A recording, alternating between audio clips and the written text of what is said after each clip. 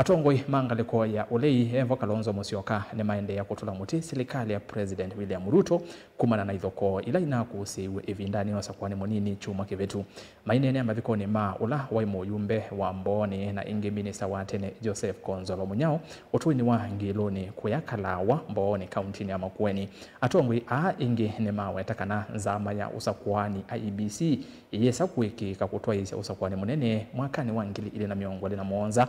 Kavindani kau atongoi ma serikali Evo minister wa Othukumi Alfred Mutua nimekumbelwa ni vinda yumu itina wa enende kuina mwale wa one term. Kavinda kala Mutua ukunenga na ngethi sia ukia kisio sia Ruto kwemusi wa Murutia Konzolo. Mwandiki utua Mauvo Angelina Mose ni mwoko ambesi ya vilingi na ilevote. Ni cha mathiko ula waimu yumbe wa mboni Joseph Kilonzo Munyao na ulo na atiwe ni thayu ena ukuu wa miaka 85 wala athu musomosi kwake utuini wa ngiluni Kalawa kauntini ya Makueni. All that you did for me,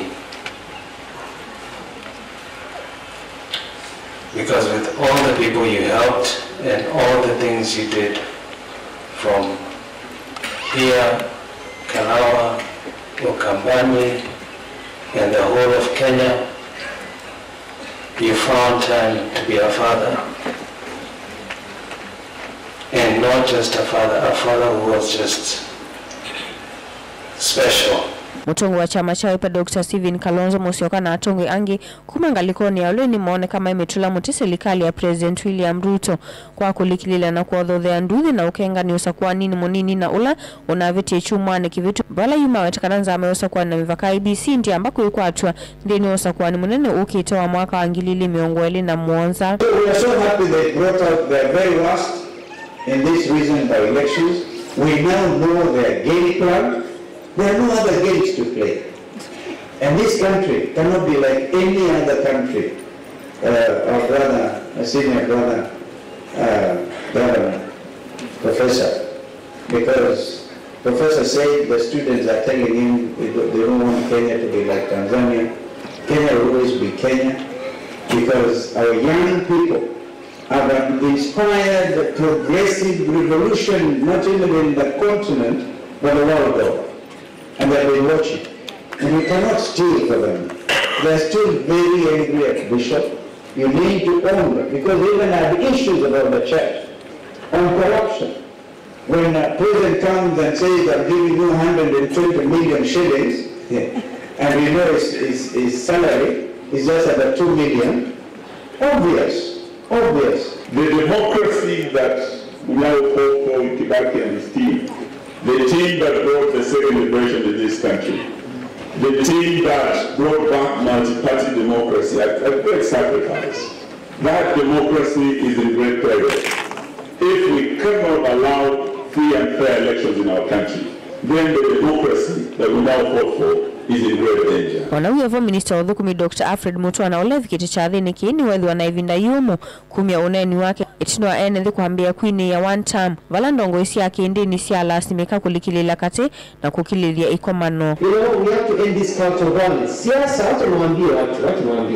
Unaona hao wanapigana hapa. Wanapigana hapa kwa sababu usiku wanaongea na simu. Mimi mnachindana hapa, kesho yake mnaona wamefanya handshake wanakuwa pamoja. Mimi hapa. Sasa wanasema jambo la muhimu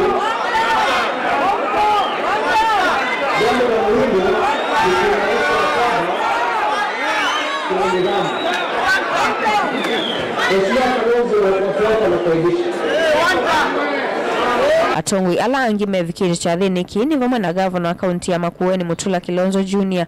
Professor Kivutha Kibwa na mutongo wa chama cha DAPK Eugene Wamalwa. The politics we saw in the by-election should be condemned with all the voices.